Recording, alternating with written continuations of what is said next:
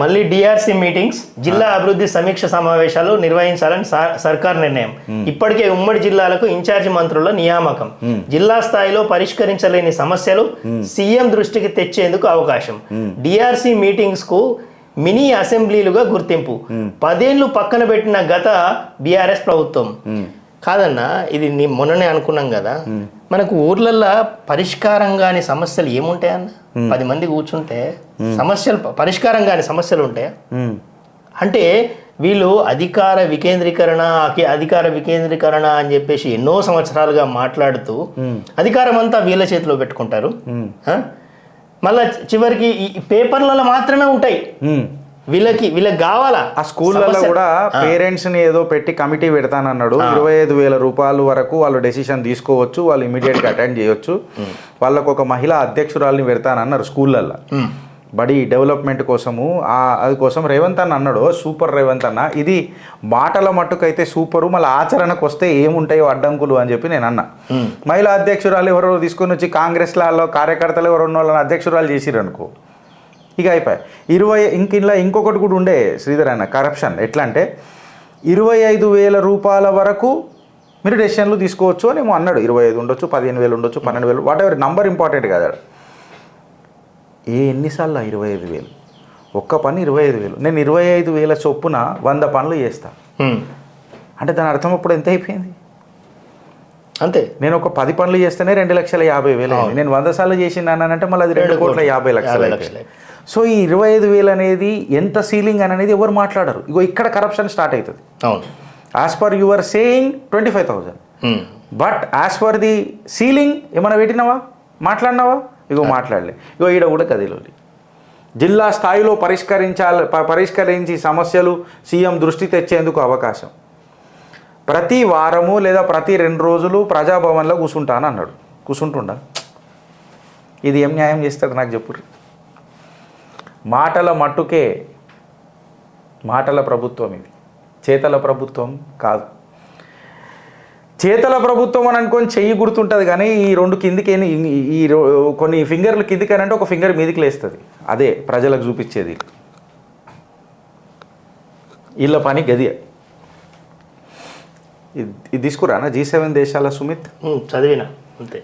G7 దేశాల సమిత్ దేశాధినేతలతో మోదీ భేటీ. నిన్న ఆయన గట్టిగా సందేశం ఇచ్చిండు ప్రపంచానికి. ఎవరెవరైతే ఇంటర్నేషనల్ మీడియా గతర చేసి ఈవీఎంలు అని మాట్లాడినరు కదా, న్యాయబద్ధంగా గెలిచినాం, న్యాయపూర్వకంగా ఇవాళ ప్రపంచానికి నేను భారత్ ప్రధాని లెక్క నిలబడ్డా. భారత్ల ఎన్నికలు ఒక నిష్ఠతో జరుగుతాయి, నిబద్ధతతో జరుగుతాయి, న్యాయంగా జరుగుతాయి అని చెప్పి ఆయన నిన్న వాళ్ళందరూ శిల్కపలకులు వలికిండు కదా గెలిచిన తర్వాత. ఈవీఎంలో ముచ్చటనే లేదు. ఒకటి ఇంకొకటి న్యాయబద్ధంగా గెలిచారు కాబట్టి, అండ్ ఎలక్షన్ కమిషన్ మేము అప్రిషియేట్ చేస్తున్నాము. సో ఈసారి ఎలక్షన్స్ మంచిగా జరిగినాయి. అంటే వాళ్ళకు 50 నుంచి ఒక 40 సీట్లు ఎక్కువ వస్తాయి, ఈవీఎంలు మంచిగా పనిచేస్తాయి. ఏం బతుకులరానైనా మీ కాంగ్రెస్ వాళ్ళైనా అర్థం కాదు. సప్పట్లు, లడ్డులు, ఒక 40 సీట్లు పెరిగితే గిద్దారంటున్నారు. మళ్ళీ నన్ను అంటారు 400 పార్ ఏమైంది రానంటే, ఇప్పుడు నేను తిరిగి అన్నాను అనుకో మిమ్మల్ని. ఒకటి మీరు గుర్తుపెట్టుకోవాలి ఏంటంటే, భారతీయ జనతా పార్టీలో వెనకటికి ఏక్ పూల్ దో మాలి అని అన్నట్టు 2 ఎంపీలు ఉండే. ఏక్ పూల్ దో మాలి, ఏక్ కమల్ ఆర్ దో ఎంపీ అని అన్నట్టు మాకు ఉండే. అప్పుడు ఇదే మూతబరిలు ఉన్నాం. వెనకటికి 330 వచ్చినా కానీ ఒక గిట్లనే మూతబరితో ఉన్నాం. ఇవాళ 240 వచ్చినా కానీ ఒక ఇదే మూతబరితో ఉంటాం. మళ్ళీ వామనుని అదే గుర్తుకొస్తుంది. 3 అడుగులు 2 అడుగులు ఉండే మనకి, 3వ అడుగు పెట్టగానే కాంగ్రెస్ తల మీద పెట్టినట్టు అయిపోయింది. ఏం పెట్టలే ఇంకా మనం, ఇంకా ఆట వేయడం మొదలెట్టినాం. జరాగుండ్రి సార్. నేనైతే ఫస్ట్ భారతీయ జనతా పార్టీని పాదాభివందనం చేసి రిక్వెస్ట్ చేస్తున్నా, ఈ ఫస్ట్ 99 ఎంపీలను డిస్క్వాలిఫై చేయండి. Let the message go loud and clear in to the entire nation. కంప్లీట్గా అసలు ఒక పెద్ద మెసేజ్ లెక్క పోవాలి దేశం అంతా. అందరు అడగాల, ఓటుకు నోటు మొత్తం కార్యకర్తలు అడగాల, జనాలు అడగాల, దేశం మొత్తం అడగాల.